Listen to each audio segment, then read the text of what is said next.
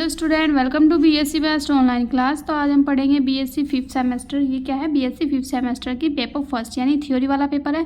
इसमें organic synthesis ए जो आपका पेपर है वो उसमें यूनिट 7 पढ़ेंगे। इसका नाम है chemistry of ether and epoxide, यानी ईथर और इपोक्साइड का रसायन। ठीक है, तो इस वीडियो में हम पूरे चैप्टर को कवर करेंगे, तो आपको दूसरी वीडियो देखने की ज़रूरत नहीं है। इसी वीडियो में आपका पूरा चैप्टर कवर हो जाएगा। ये तो छोटा सा ही चैप्टर है। ठीक है, तो देख लेते हैं। इसमें पहला टॉपिक है आपका introduction and nomenclature of ether.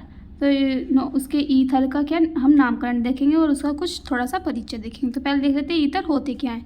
तो वे कार्बनिक यौगिक जिनका सामान्य सूत्र R single bond O single bond R होता है ईथर कहलाता है। इनमें ऑक्सीजन परमाणु के दोनों ओर समान या असमान प्रकार के एल्किल समूह जुड़े होते हैं। तो इसमें क्या कहा है, जो हमारा ईथर है वो क्या होता है ROR, यानी ये R क्या है? Alkyl group. ये दोनों क्या है? Alkyl group. और इसके बीच में क्या जुड़ रहा है? O, यानी ऑक्सीजन का एक परमाणु। तो इसमें यही कहा है जिसमें ये ROR पाया जाएगा उसी क्या कहेंगे हम? ईथर कहेंगे। तो ईथर में क्या होता है? ऑक्सीजन परमाणु के दोनों ओर क्या जुड़े होते हैं? समान और असमान एल्किल समूह। एल्किल समूह ये क्या है? R। तो इसमें क्या होता है? ये समान भी हो सकता है और असमान भी, यानी ये दोनों एक जैसे भी हो सकते हैं और ये दोनों अलग अलग एल्किल ग्रुप भी हो सकते हैं। तो एग्जाम्पल देख लेते हैं ईथर का। तो इसमें देख लेते हैं ROR था हमारा ROR। तो R की जगह हमने क्या रख लिया यहाँ पे? C2H5 और यहाँ पे भी C2H5, यानी एक जैसे हमने एल्किल ग्रुप रखा। तो इसका नाम क्या बनेगा? डाई एथिल ईथर, क्योंकि यहाँ पे कितने एथिल हैं? 2, तो डाई लगा दिया। डाई एथिल और ईथर है क्योंकि ये ईथर का फॉर्मूला है। ठीक है, सेकंड देख लेते हैं। इसमें हम क्या रखेंगे? असमान प्रकार के एल्किल ग्रुप। तो यहाँ रखा हमने CH3 single bond O single bond C2H5। तो ये क्या है? मैथिल और ये क्या है? एथिल। तो एथिल मैथिल में से कौन सा पहला आएगा? हम देख लेते हैं A to Z, यानी अल्फ़ाबेट होते हैं हमारे A to Z। तो इसमें अल्फ़ाबेट सीरीज़ में जो पहले वर्ड आएगा उसको हम पहले लिखेंगे। जैसे एथिल है तो एथिल में E पहले आएगा या मैथिल में? तो अल्फ़ाबेट में क्या पहला आएगा? E या M? तो E पहला आएगा तो हम लिखेंगे पहले एथिल, फिर लिखेंगे हम मैथिल, फिर लिखेंगे हम ईथर। ठीक है, तो एथिल मैथिल ईथर इसका नाम बना। तो हम देख लेते हैं इसका नामकरण। तो इसके नामकरण की 2 पद्धतियाँ हैं। पहली क्या है? साधारण पद्धति और दूसरी क्या है? IUPAC नामकरण। ठीक है, तो देख लेते हैं पहले साधारण। तो फर्स्ट है साधारण पद्धति। तो इनके साधारण नाम ऑक्सीजन परमाणु से जुड़े एल्किल समूह पर निर्भर करते हैं। तो इसमें क्या कहा है? जो हमारा साधारण नामकरण है उसमें क्या होगा? हम एल्किल समूह देखेंगे। तो देख लेते हैं CH3 single bond O single bond C2H5। तो इसमें क्या है? हम पहले एल्किल समूह देखेंगे। तो एल्किल समूह में एक क्या है यहाँ पे? मैथिल और एक क्या है? एथिल। तो एथिल और मैथिल में से कौन सा पहला आएगा? एथिल पहला आएगा, फिर आएगा मैथिल, क्योंकि E अल्फ़ाबेट सीरीज में E पहले आता है। तो एथिल मैथिल ईथर इसका नाम बना। कौन सा? साधारण नाम। और दूसरा है C2H5O C2H5। तो ये क्या है? 2 एथिल समूह है तो डाई एथिल ईथर बन गया नाम। तीसरा देख लेते हैं CH3 single bond O single bond CH3। तो इसमें होना डाई मैथिल ईथर। आप देख लेते हैं दूसरा इसका IUPAC नामकरण कैसे होता है। तो हम इस पद्धति में ईथरों का IUPAC नाम नहीं प्रकार लिख सकते हैं। तो इसमें क्या जोड़ेंगे? हम ऑक्सी जोड़ेंगे। जैसे हमने कोई एल्किल समूह लिखा उसके पीछे हम ऑक्सी जोड़ देंगे। ठीक है, फिर दूसरा एल्किल समूह लिख लेंगे। तो क्या बनेगा? CH3 single bond O single bond CH3। तो दूसरे वाले एल्किल समूह के आगे क्या जोड़ेंगे? हम एन। ठीक है, पहले में ऑक्सी ये जोड़ा हमने एल्किल ग्रुप और फिर ऑक्सी, फिर एल्किल ग्रुप और एल्केन। तो इसे नहीं लिखेंगे, बस ये आपको समझाने के लिए था। ठीक है, फिर लिखेंगे हम CH3 single bond O single bond C2H5। ये बना हमारा मैथिल और एथिल है इसमें। तो कौन सा पहला आएगा? हम लिखेंगे यहाँ पे। इसमें हम अल्फ़ाबेट सीरीज़ नहीं देखते हैं, इसमें सीधा देखते हैं जो पहले आ रहा है उसे हम पहले लिखेंगे। ठीक है, तो इसमें कौन सा पहला आ रहा है? CH3। तो हम लिखेंगे यहाँ पे मैथ ऑक्सी। तो पहले आ रहा है मैथ, तो मैथ और यहाँ पे ऑक्सी जोड़ दिया और फिर क्या आ रहा है? एथेन। तो हमने क्या जोड़ दिया यहाँ पे? एथेन। ठीक है, तो पहले में क्या जोड़ता है? ऑक्सी और दूसरे में एन। तो मैथॉक्सी एथेन इसका नाम बन गया। सेकंड है इसमें C2H5O C2H5। तो इसमें क्या बनेगा? Ethoxy ethane. तो इसका नाम क्या है? एथ, और इसका भी एथ। तो इसमें जोड़ दिया ऑक्सी, इसमें जोड़ दिया एन। तो एथॉक्सी एथेन इसका यह IUPAC नाम बन गया। इसमें क्या आ रहा है? मैथिल। तो मैथॉक्सी और मैथेन। ठीक है, समझ में आया? ना समझ में आया तो एक बार फिर से रिवाइंड करके देख लीजिएगा, बहुत ईजी है ये। नेक्स्ट देखते हैं। तो नेक्स्ट है क्लासिफिकेशन ऑफ ईथर। तो यहाँ पे क्या है क्लासिफिकेशन, तो ईथरों का वर्गीकरण देख लेते हैं। तो ऑक्सीजन परमाणु से एल्किल समूह जुड़े होने के आधार पर इन्हें 2 भागों में बांटा गया है। तो इसमें क्या कहा है, जो हमारे ऑक्सीजन परमाणु है, हमने देखा ROR क्या होता है, ईथर। तो ऑक्सीजन परमाणु होता है उसमें क्या जुड़े होते हैं, एल्किल समूह। तो इनके जुड़े होने के आधार पर इन्हें कितने भागों में, 2 भागों में बांटा गया है। पहला है सम्मित ईथर और दूसरा है असम्मित ईथर। तो असम्मित और सम्मित देख लेते हैं होता क्या है। फर्स्ट देख लेते हैं असम्मित। तो वे ईथर जिनमें ऑक्सीजन परमाणु के दोनों ओर समान प्रकार के एल्किल समूह जुड़े होते हैं उन्हें क्या कहते हैं, सम्मित ईथर कहते हैं। इन्हें क्या कहते हैं, सरल ईथर भी कहते हैं। तो इसमें क्या कहा है, जो हमारा ROR था उसमें क्या हो, 2 एल्किल ग्रुप अगर समान प्रकार के जुड़े होंगे, यानी इसमें दोनों क्या है, एक जैसे, यानी मैथिल ग्रुप जुड़े हुए हैं, तो ये क्या होगा, सम्मित। और अगर दोनों अलग अलग जुड़े होते हैं तो क्या होता है, असम्मित। तो ये बना डाई मैथिल ईथर और ये बना डाई एथिल ईथर। सेकेंड है असम्मित। तो मैंने बताया वे ईथर जिसमें ऑक्सीजन परमाणु से असमान प्रकार के एल्किल समूह जुड़े होते हैं उन्हें क्या कहते हैं, असम्मित ईथर कहते हैं। इन्हें मिश्रित ईथर भी कहते हैं। तो CH3 single bond O single bond C2H5 ये बना एथिल मैथिल ईथर। तो इसमें इसका ये क्या है, साधारण नाम। साधारण नाम में हम क्या लिखते हैं, अल्फ़ाबेट सीरीज। तो एथिल मैथिल ईथर। तो इसका IPSC नाम आप कमेंट करके बताइएगा। आगे देखते हैं। अब है इसमें method of formation of ether, यानी ईथरों के बनाने की विधियाँ। तो इसमें देखते हैं हम ईथर कौन सा लेंगे, हम डाई एथिल ईथर। तो हमने एक एग्जांपल लिया C2H5 और C2H5। तो हम इसी के बनाने की विधियाँ देखेंगे, क्योंकि ईथर तो ROR है, उसमें हमने क्या लिया, ईथर, वो डाई एथिल ईथर। तो इसके बनाने की विधियाँ हम सारी देखेंगे। तो इसमें है यह ईथर के नाम से भी जाना जाता है। तो इसे जो है ये जो डाई एथिल ईथर है इसे क्या कहते हैं, हम ईथर भी कहते हैं। ठीक है। तो बनाने की प्रयोगशाला विधि देख लेते हैं पहले। तो प्रयोगशाला तथा औद्योगिक निर्माण में यह एथिल अल्कोहल की अपेक्षा एथिल अल्कोहल की अधिक मात्रा को शांत H2SO4 के साथ 140 डिग्री सेल्सियस पर गर्म करने पर यह अभिक्रिया में H2SO4 उत्प्रेरक और निर्जलीकारक दोनों का कार्य करता है। तो इसमें क्या कहा है, पहले हम क्या लेंगे, हम लेंगे एथिल अल्कोहल और फिर क्या लेंगे, शांत H2SO4। तो हमने लिया यहाँ पे एथिल अल्कोहल का फॉर्मूला होता है C2H5OH। फिर लिया हमने शांत H2SO4, ये क्या है, शांत यानी कंसनट्रेटेड H2SO4। जब ये दोनों क्रिया करेंगे किससे, 140 डिग्री सेल्सियस पर, तो ये जब क्रिया कर लेंगे यहाँ बनेगा C2H5HSO4। तो ये कैसे टूटेगा, H पॉजिटिव HSO4 निगेटिव। तो ये C2H5 के साथ क्या जुड़ जाएगा, HSO4। यहाँ पे क्या बचा, H बचा और यहाँ बचा OH। तो ये बना लेगा H2O, बाहर निकल जाएगा। तो इसमें क्या कहा था कि अधिक मात्रा, यानी H2SO4 इसमें अधिक मात्रा में जुड़ेगा। तो एक बार और H2SO4 जोड़ लेते हैं। ये वाला प्रोडक्ट लेंगे हम यहाँ पे, ये बना C2H5HSO4, इसका नाम बना एथिल हाइड्रोजन सल्फेट। ये बना एथिल हाइड्रोजन सल्फेट। तो फिर से H2SO4 के साथ क्रिया करा लेंगे 140 डिग्री सेल्सियस पर। तो क्या होगा, फिर से क्या होगा, C2H5 और OC2H5। ठीक है, ये वाला और ये वाला। तो ये क्या बना लेंगे, C2H5 और C2H5, यहाँ बचा HSO4 और एक H। तो ये बना लेगा H2SO4। ये बना डाई एथिल ईथर। तो हमें यही तो बनाना था, ये क्या है, ईथर। ठीक है।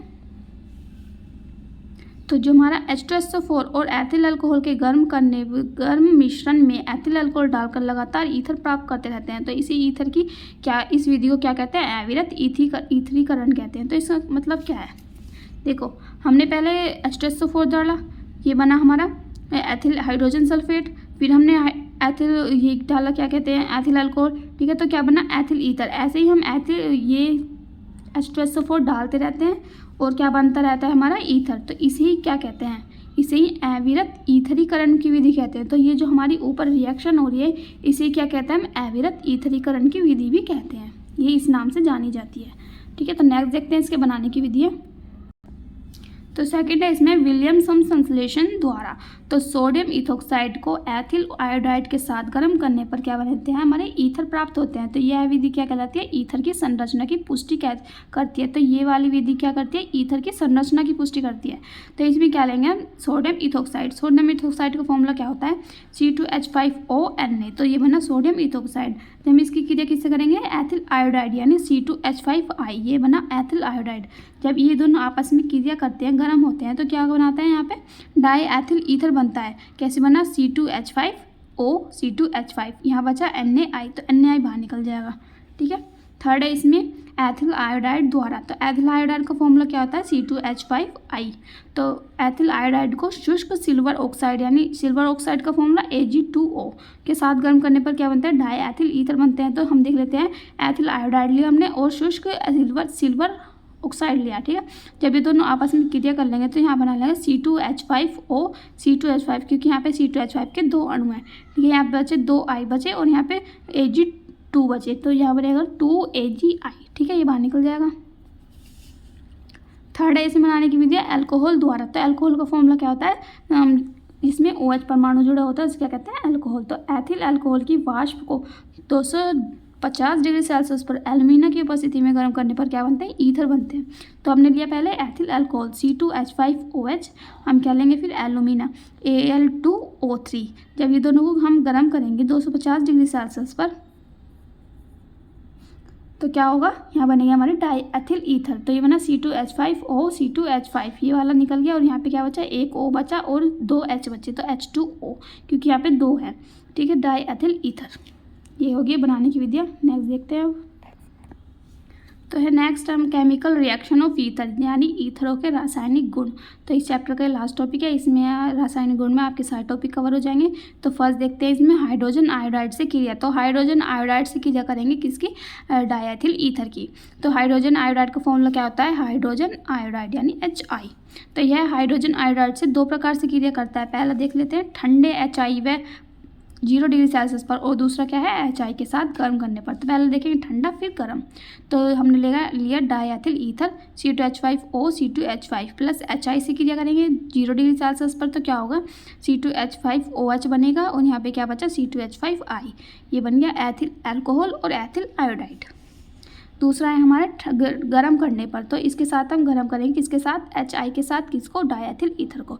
जब ये दोनों क्रिया कर लेंगे तो C2H5I कितने 2 अणु हैं, 2 ये वाले यहाँ पे आ जाएंगे और 2I यहाँ आ जाएंगे। यहाँ पे क्या बचा 2 H बचा और एक O बचा, तो ये बना लेंगे H2O। ये बना एथिल आयोडाइड का फॉर्मूला है ये।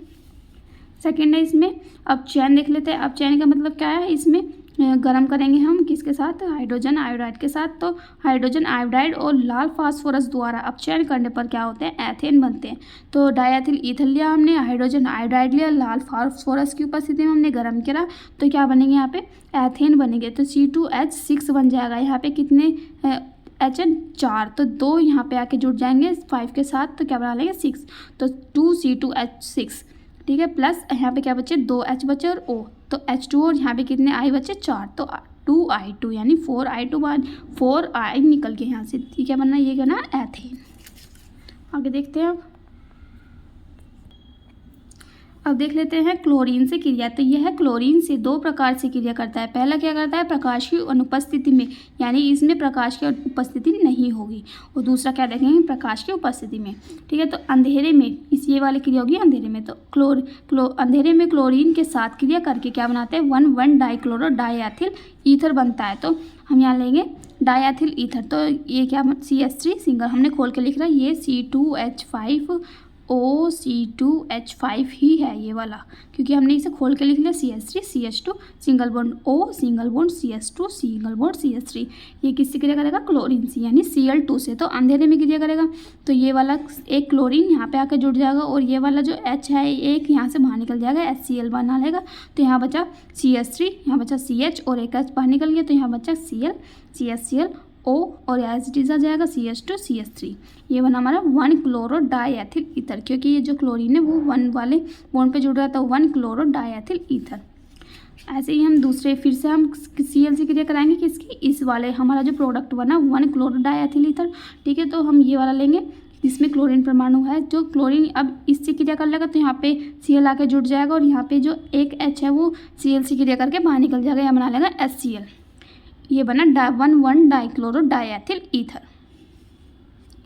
ये प्रकाश की उपस्थिति में क्रिया। तो आप क्या करेंगे प्रकाश की उपस्थिति में, ऊपर क्या करिए हमने प्रकाश की अनुपस्थिति में, अब करेंगे प्रकाश की उपस्थिति में, ठीक है। तो प्रकाश की उपस्थिति में डायएथिल ईथर के साथ सभी हाइड्रोजन परमाणु क्लोरीन परमाणु द्वारा विस्थापित हो जाते हैं और क्या बना लेते हैं पर क्लोरो डायएथिल ईथर बनाते हैं। तो इसमें क्या कहा है, जो हमारा डायएथिल ईथर है उसमें देखो यहाँ पे कितने हाइड्रोजन परमाणु है? 2 3 4 5 6 7 और यहाँ पे कितने होते हैं? 2। तो हमारे यहाँ कितने टोटल यहाँ पे 10 परमाणु हैं हाइड्रोजन के, किसमें? डायथिल ईथर के फॉर्मूले में। देखो ये होता है ना,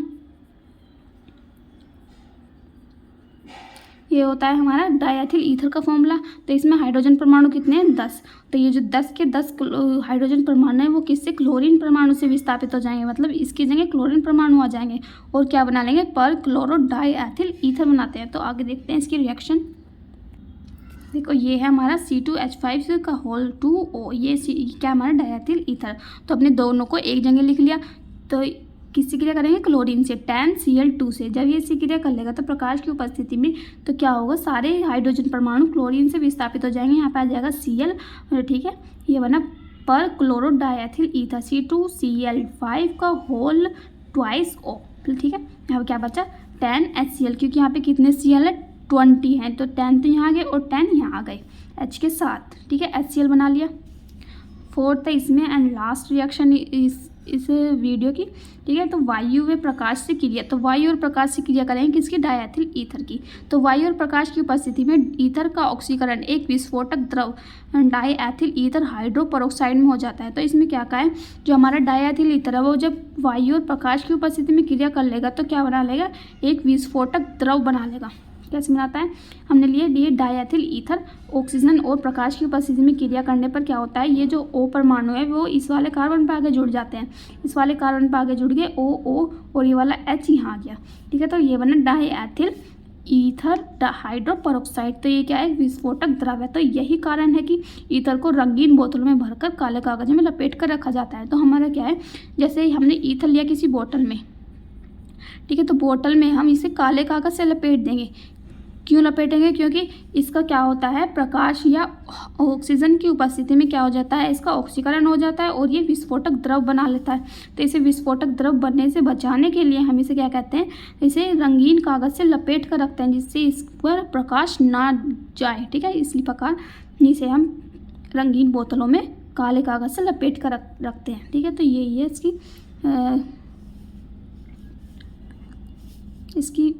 इसका यही कारण है कि हम इसे रंगीन बोतलों में काले कागज से लपेट कर रखते हैं, ठीक है।